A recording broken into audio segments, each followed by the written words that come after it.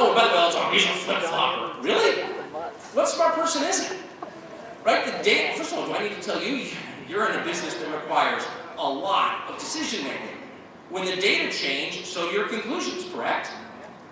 Dumb people stay the course, regardless. So actually, all of us are flip-floppers in some way. And the idea that, voters can't stand a flip-flopper, please, there'd be no one in office, No,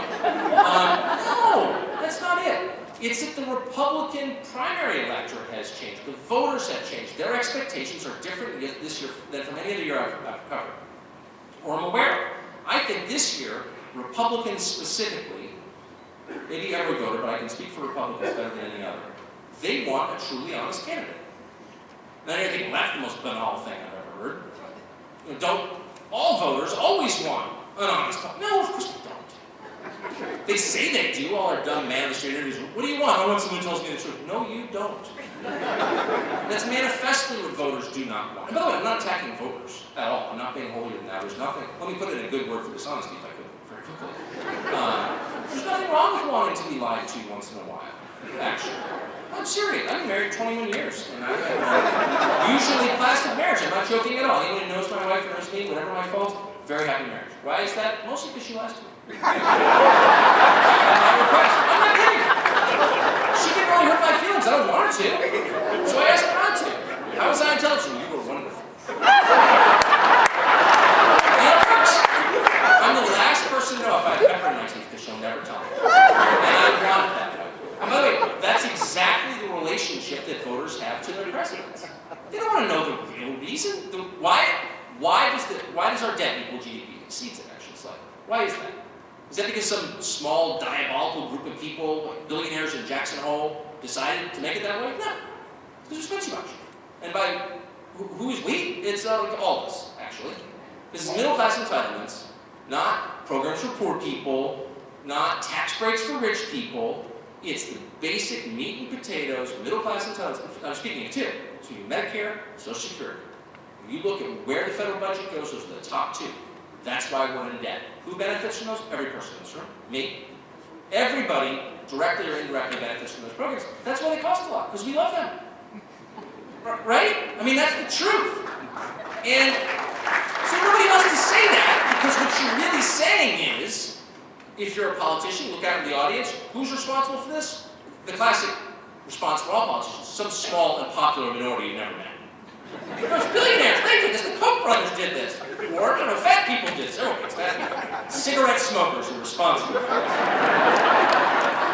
Pick your hated minority du jour.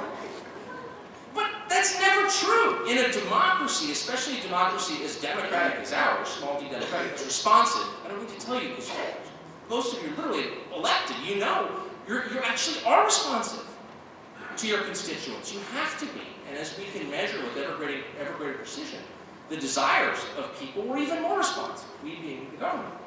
I don't say we, I'm not in it, but I'm watching. So we're all responsive. Anyway, nobody wants to hear that until this year. I actually think it's changed. I actually think that Republicans are so upset about where the country is going. Maybe all voters feel this way. I know Republicans, primary voters, feel like the country has peaked. I won't go on because it's too depressing, but they feel like America's in decline, and they're really upset. They feel like America has failed. And that makes sense, because it's only when you do fail that you ever reassess what you're doing. No successful person has ever stopped mid-success to say, am I really doing things the right way? Of course not. Because success is self-authenticating, it's self-justifying. Of course it's what I'm doing is right, it's working. Only people who lose, who are humiliated, who are facing imminent ruin, ever stop to take stock. Failure is the greatest teacher.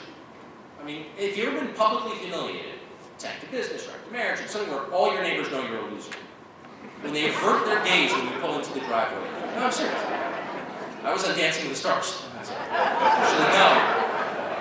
I was euthanized after one episode. And it's a terrible experience. I was been fired a couple times in public, on the front page of the New York Times. You know what a painful, a horrible experience. You never recommend to anyone. But the one good thing about it is you can't lie to yourself anymore at that point. And you actually ask yourself, maybe for the first time since college, honest questions like, what am I capable of? And maybe more significant, what am I not capable of? That's what Republican primary voters are. They're desperate for real leadership. the kind of leadership that doesn't give people what they want, actually. And the one thing you're not going to get from Romney, is that. Thank you very much.